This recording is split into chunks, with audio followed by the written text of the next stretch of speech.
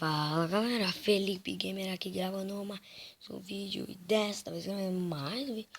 Hoje, esse cara não, tá galera, calma. Hoje, como conseguir achar duas vilas ao mesmo tempo? Ao mesmo tempo assim, um do lado do outro, também não exagera. Olha galera, faço tudo que eu fizer, tá mano?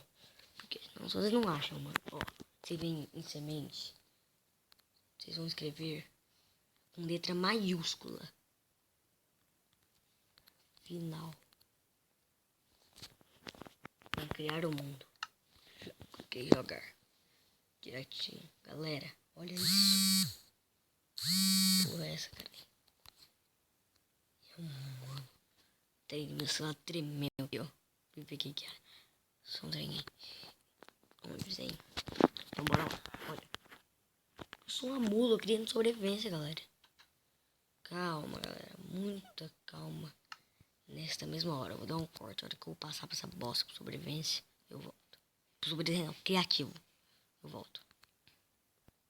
Voltei aqui mesmo, galera. Aí vocês vão nascer aqui. Olha. Vocês vão vir. A hora que vocês chegarem, você vê que terminou. Isso aqui, vocês vão reto. Pode ir reto. Reto, tá, galera? Não vai virar pro lado, não. Vai reto, velho. Galera, tem um barulho ali. É por causa que tá... Tem um monte de barulho, banheiro, um monte de trem aqui, galera. Então, eu só vou mostrar a vila mesmo. E lá está ela. Duas vilas. Então, galera, só pra mostrar isso mesmo. Então, galera, o vídeo ficando por aqui. Obrigado que assistiu. Se inscreva no canal e até o próximo vídeo. E tchau, galera.